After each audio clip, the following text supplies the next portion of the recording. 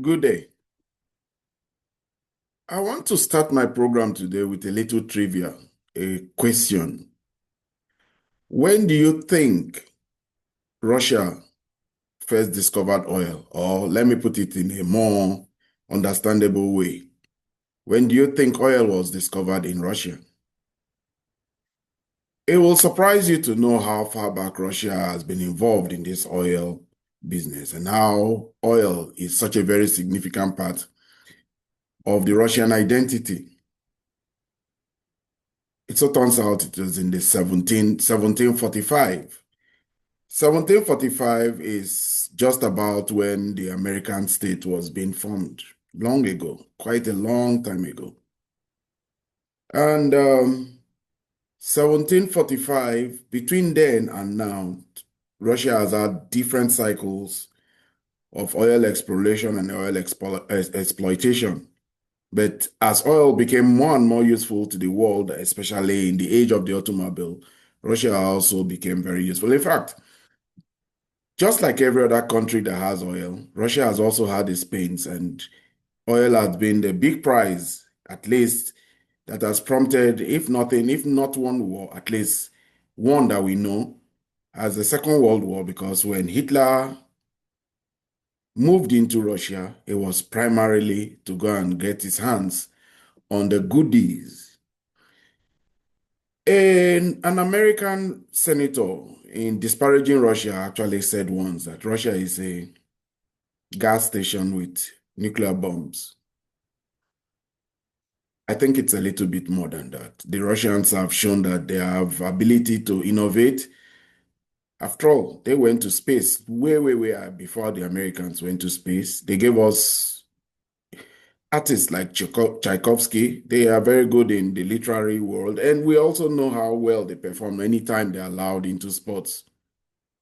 They dominate scenes like ballet. They are very good in the arts, and they are very innovative. We are seeing that now as they use and innovate and iterate on the various drones that they're using in the battle with Ukraine.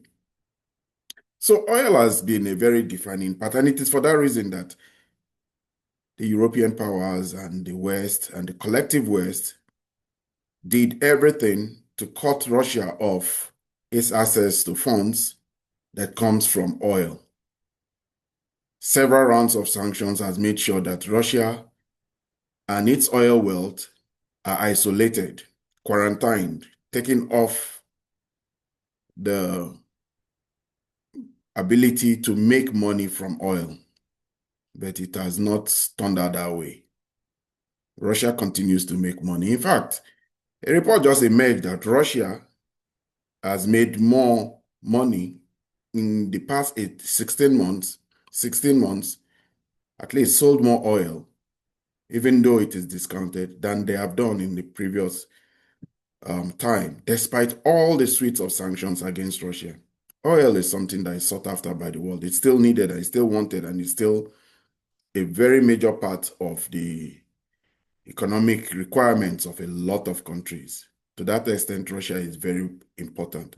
We should know that while America produces over 20 million barrels of oil a year, Saudi Arabia and Russia produce just about 10.8 million barrels of oil every year. Russia is the third largest producer of oil in the world, and it is for that reason that they are in OPEC Plus. They are not fully in OPEC, but they coordinate and align with the decisions taken by OPEC. The news that has come out today is a clear indication that the world is changing. And at the heart of this change is a country or some countries in the south part of the globe called India and China, and all the other countries that continue to trade with Russia despite the crushing sanctions that have been placed on it, especially on its oil industry. Good day and welcome to my channel. My name is Ebimo Amungo. If you're new to this channel, please subscribe. This channel is called Ebimo Amungo's Perspective on Global Affairs.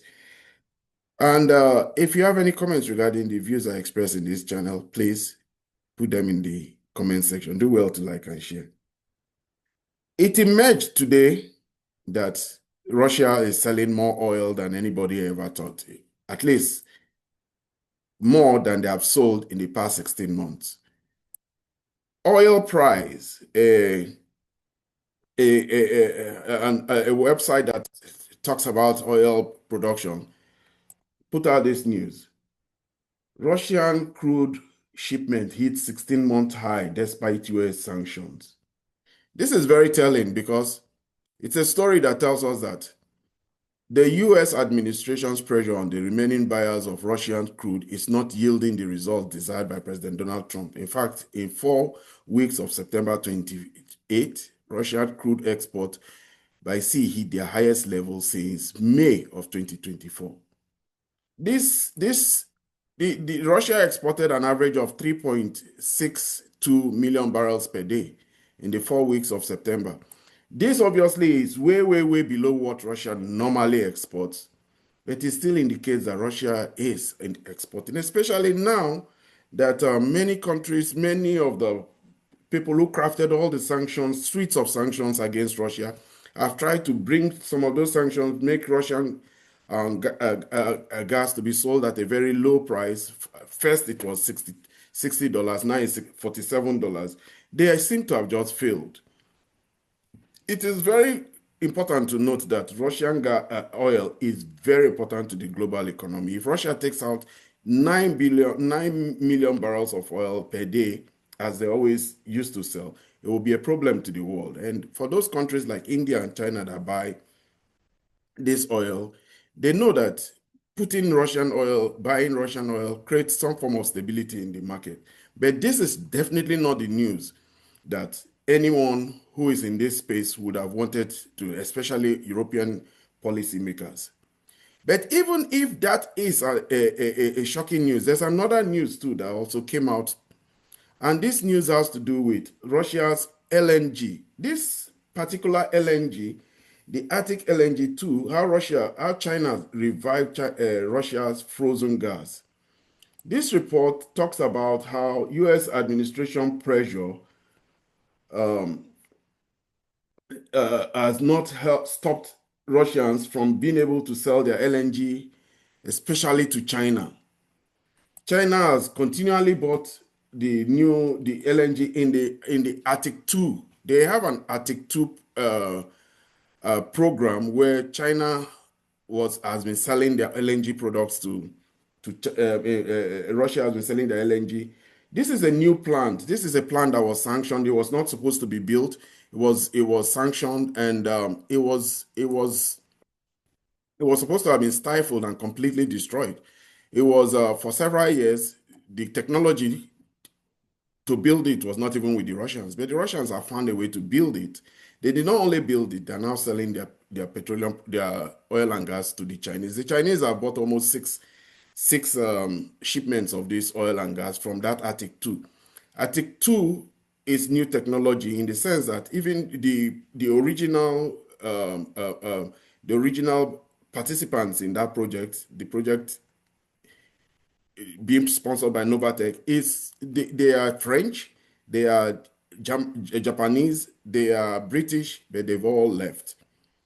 It was left to the Russians to find a way to complete it, and now they are selling it to the Chinese. This is not the story that they wanted to hear. Russia has shown resilience, and the involvement of China in all this is China has become a sanctions breaker, and this is the problem. This is the reality that has faced Europe, that China was not part of any calculus, any assumption as regards to how the Russians will survive in case of all these sanctions that are placed on them. Nobody thought this would happen. China has looked at it that for their own strategic goal, their own strategic reasons, they also want this. But it is the fact that you can't even place secondary sanctions on China. All attempts to place secondary sanctions on China will fail because China, we now know, is very, very, they have a lot of cards up their sleeve. Their market is $8 trillion. Every country now, especially in the turbulence that is facing the American market, where Trump has weaponized the market with trade tariffs, every country now knows that it is very important that they hang on to access to the Russian to the Chinese market, and besides, the Chinese control all the supply chain. So this is what has shown us that the world is changing. It is no more as it used to be. It has changed significantly from what it used to be, and it has a lot to do with the Chinese and the Russians being resilient. One of the things that come out of all of this is that the Russians have become manufacturers. They have reignited their manufacturing base, which they had left to a large extent to the Germans, the French, and the British. Now they do most of the things that those countries used to do for them, especially as regards to their oil and gas sector, where now they have to work with the Chinese firms. This particular Artic 2 plant has a Chinese participant in it, and that Chinese participant, two of them, they have big involvement in it. So China has received over 370 kilotons of LNG from Artic 2 since late August, becoming the project's only active buyer amid Western sanctions. Pipe China faces U.S. secondary sanctions to respect Novatech, self-managed shipping buffers, Chinese firms from direct exposure. So Novatech built their own LNG ship. It's amazing. This LNG ship used to be built by both the French and the Koreans. It was the Koreans that really had the competence in it, but because of they were sanctioned, the Koreans stopped building those ships. So the Russians had to build the ships. The Russians are building out a lot of things now. Every time we hear they now build plane engines, they didn't used to build plane engines for a long time. And they're now building LNG ships. In fact, they have two LNG ships that are being built at the same time. And this particular Artic 2 is now expanding into a second train. And this first train of they have already exported 3.5 million metric tons to the Chinese. The Chinese are just buying it and getting a lot of it and getting access to the. We have CNPC and CNOOC. These are the Chinese companies that are part of the consortium. It was a consortium that also involved Total Energy of France and Novatech and Japanese firm Mitsui. They've all left. But it hasn't stopped the Russians. And this is just what we're saying. When we talk about geopolitics, we talk about how at a certain time, the Western countries could impose their will. If Siemens left your marketplace, it simply meant that you couldn't get turbines anymore, especially if you're not getting from General Electrics in America. But look at Iran stepped in to now provide gas turbines to Russia. The world is changing and the world is fracturing, and technology is emerging in all the places that, and innovation is emerging in all the places that have survived under sanction. Now, the Russians are now forced into developing their things. This strengthens their sovereignty. This strengthens their ability to push back against all the countries that want to do them harm, especially those in the West, who, apart from their funding of Ukraine, their seizure of Russian sovereign wealth, they want to damage all the sources and all the means by which Russia gets an economic lifeline or grows their economy. And oil and gas, being the largest contributor to the Russian economy, has been their main target. They have failed very woefully because China was never put in this equation. Now we know that China is moving into Siberia 2. The power of Siberia 2 pipeline that will be sending gas from the Yamal plants in Western Siberia all the way to China is going to take away gas that would have even been going to the Europeans. So this pivot to the West is a complete one. And every time we see, it's not just an economic pivot to the West, one where consumer goods go to Russia and hydrocarbon goods go to China. It's also one where cultural and people-to-people exchange is taking place. We already see now how huge troops of tourists from Russia are moving into China because the Chinese opened up their access to their country, gave the Russians, added them to a list of 57 countries that now enjoy visa-free entry into China. They have a lot to show and they have a lot to tell the world that they are now part of the changing realities in the world. But the West is unrelenting. Today, something very significant happened. France latched onto one of the tankers of a Russian tanker, or what they call the shadow fleet. What they call the shadow fleet is this is another very important thing to discuss as regards to the changing realities that geopolitics is we are seeing. When you don't insure in Britain is the land where ships used to be insured. Lloyd's, we all know of Lloyd's. The moment you are not insured under that framework, you are called a shadow fleet. You are called dark fleet, ghost fleet. So most of the ships that pick up Russian oil have been sanctioned because they don't come to London. Because one of the sanctions says they won't get insurance cover, they won't get access to financial services from London. But well, the Russians and those people who continue to trade with Russia have found other means. Now we have insurance in China, insurance in Russia, and even insurance in UAE. What they are trying to do is that they have now realized that they've shot themselves in the foot and they want to find a way to do harm to those countries that don't insure with them. So the insurance company, the insurance industry in Britain is beginning to suffer because as long as this trade is going on and they don't want to insure, those fleets are continuing to pick up this vast amount of Russian oil to India and to China. It simply means that they don't have the benefit of Lloyd's insurance. If you really look at it now as a trading as a block, the Lloyd's of London insurance has lost a lot of market. The market share has reduced, and all this new insurance is a threat to a very financialized market like the British market, where insurance services is one of the biggest contributors to their GDP. So today, France, a tanker from Russia's shadow fleet was detained. They accused the crew of failing to prove the ship's nationality and refused to comply with orders. It was Reuters that reported it. The French Navy had launched an investigation. The vessel, Boracay, is listed under EU and UK sanctions. It had previously been detained in Estonia for failing sailing without a flag. So they've also tried now to use their navy to intimidate those ships that are ferrying Russian oil and gas to the various destinations. The Baltic countries tried to start board them and seize them, but Russia now uses a navy to escort them within the Baltic. But this arrest or seizure by the French is a new one. It is an escalatory move, definitely by the French. We really don't know what the Russians will do. But commercial maritime, mercantile trade and threat to it, the Russians have their own way too. They can damage any of these countries. And that's why we have not seen so much of these interventions and seizures. But once it gets into trying to intervene and seize Russian ships, particularly if they are Russian flagged or even if they are serving the Russian economy, it means that Russia will take action. And that action, the fact that they can take that action, we do know they can mine the sea. We do know that they have submarines. We do know that they can.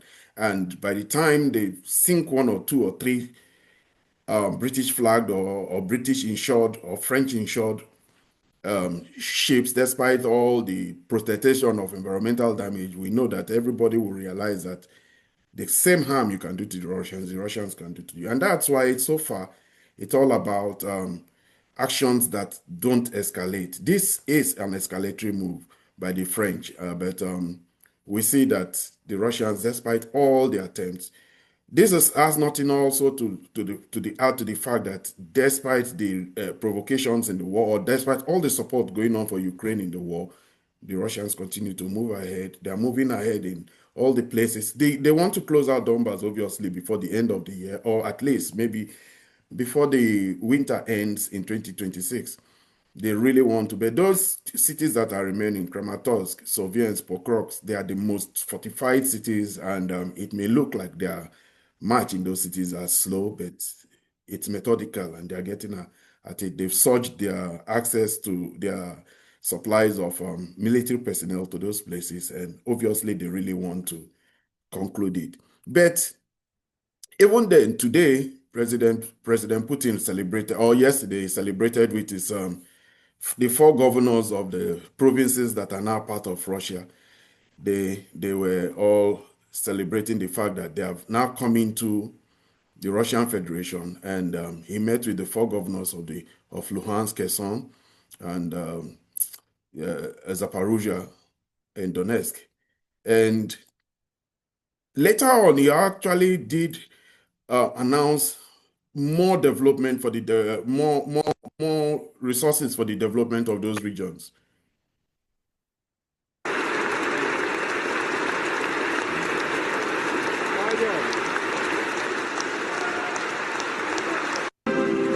So 3 years ago, the Donbass they did a referendum in those places, in those four oblasts, and they joined the Russian Federation. He did make a speech that welcoming them. He calls it Reunification Day, and many of these new places they are already rolling out possible resources that they will use in rebuilding them. I talked about Mariupol yesterday, how Mariupol has been rebuilt, and there's a lot of rebuilding to take place in all these regions. A lot of people are displaced, and the opportunity there is a big one for all the people of the Donetsk. But definitely, they are definitely happy to be part of the Russia Federation, even though the Ukrainians don't see it that way, they don't recognize it.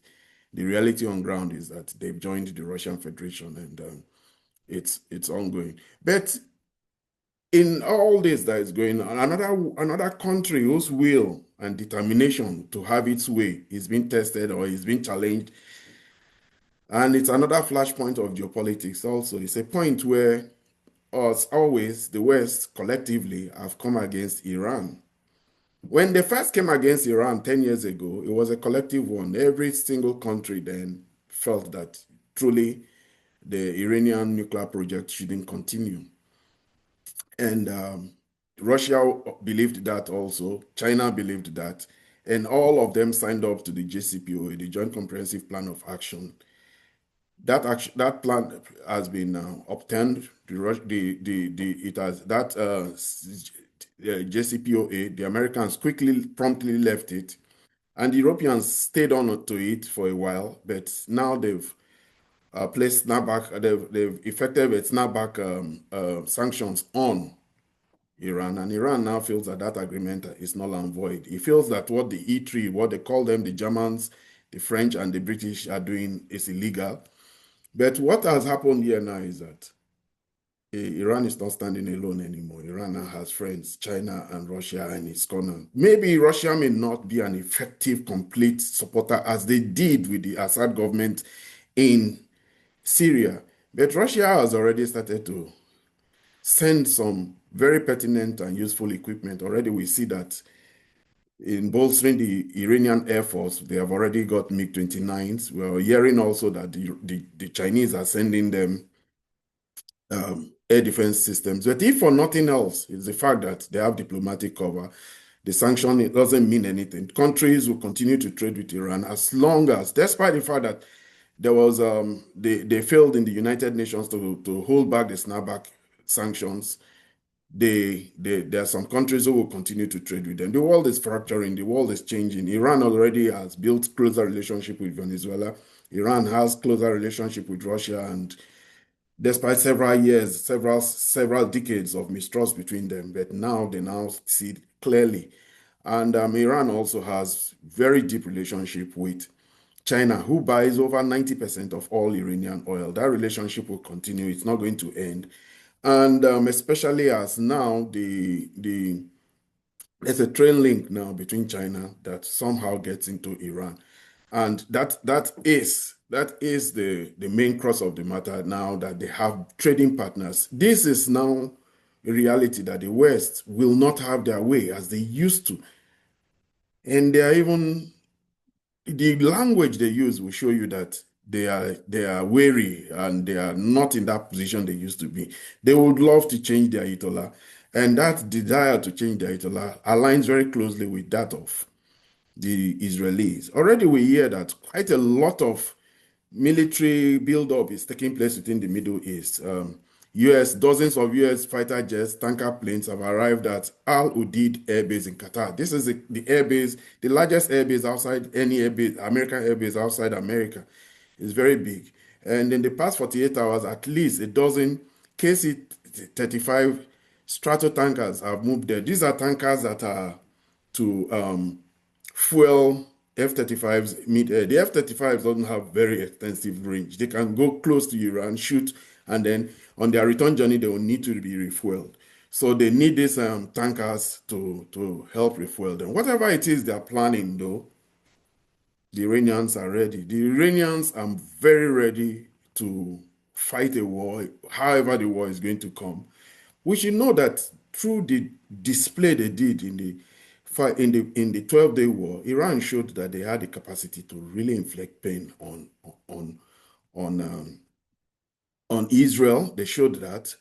But now we're already hearing analysts, we're hearing commentators in watching this saying that maybe it is also time that Iran inflicts some pain on America. What kind of pain will Iran possibly inflict on Israel in a second attack? Maybe they know, they showed us clearly now that they have access and know completely the location of Israel's nuclear program. It will not be out of place to make an attack on it. They also know that Israel, being a very water-challenged country, has a lot of water desalination plants they can attack. This will be existential, but it just may be that this is the only way. So in all the calculus that is going on between America and Israel, in a second attack, everybody thinks a second attack will come. It is this build-up that is going on now is in view of a second attack, but definitely the Iranians are ready.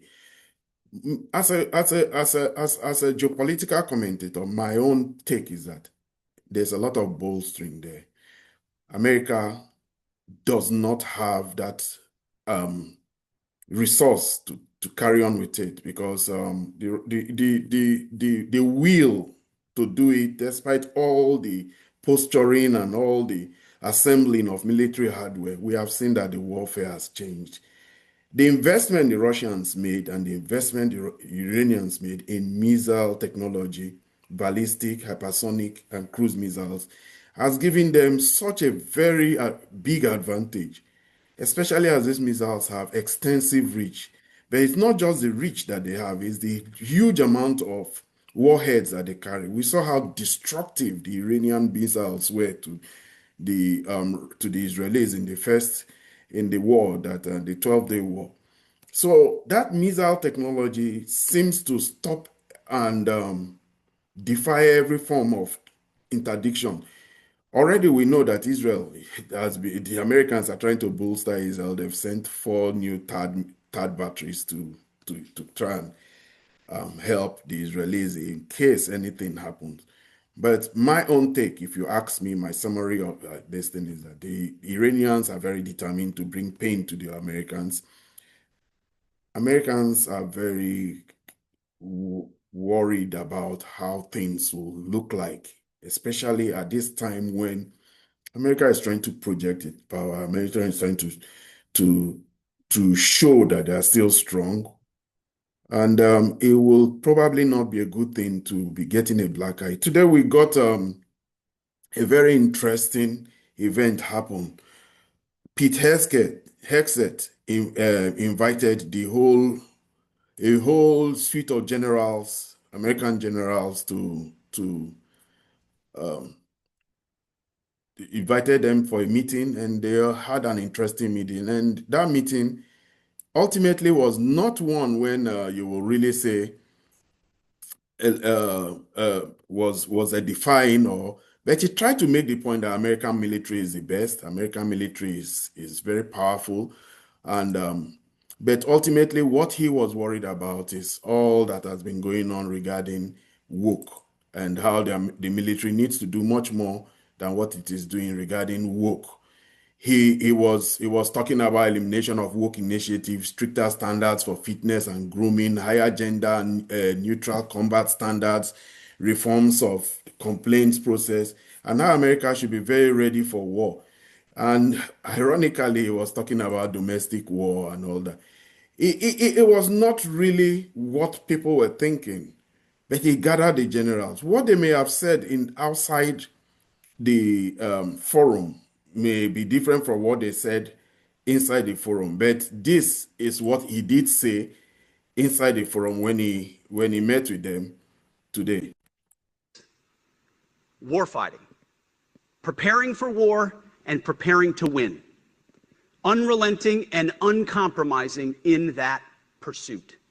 Not because we want war, no one here wants war, but it's because we love peace. We love peace for our fellow citizens.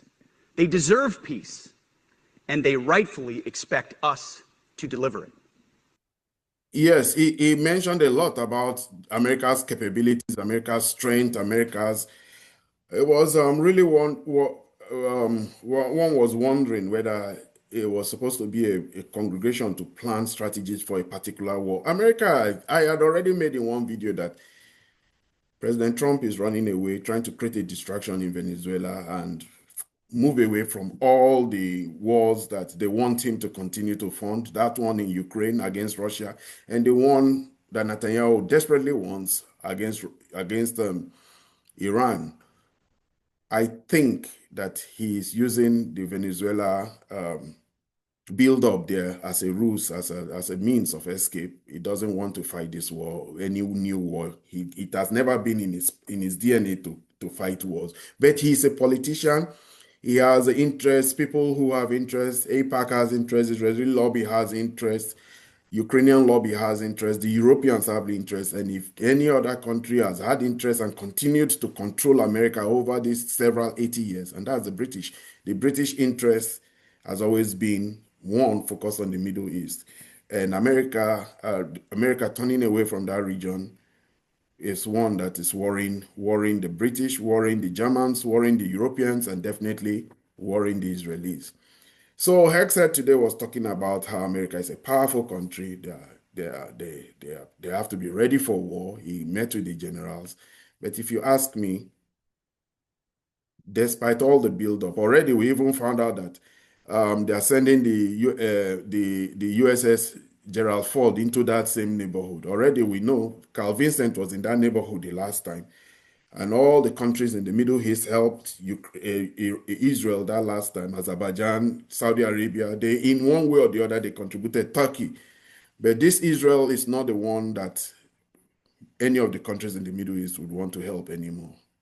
Turkey is angry with them because of all that is going on in Gaza. They will not enjoy that cooperation that they got. So despite all the fears and the build-up in the Middle East, I, as a commentator, putting myself, and my own simple opinion is that there will be no war. There will be posturing, but there will be no war, because you would want to go into a war when you know that you have calculated that you may win. The 12-day war didn't turn out as the Israelis assumed and as the Americans assumed. And the Ayatollah has come out and said Iran has still retained its capacity to enrich uranium, which he insists is a right of theirs for their civilian medical program and civilian nuclear program. So this is where it is now. I sincerely think that, just in line with the waning power of the West, they will not be able to impose their will on Iran. This is where I end my video for today. If you have any views regarding the opinions I've expressed in this video, please put them in the comment section. If you're new to my channel, please subscribe. Do well to like and share. You have a good one. Good day.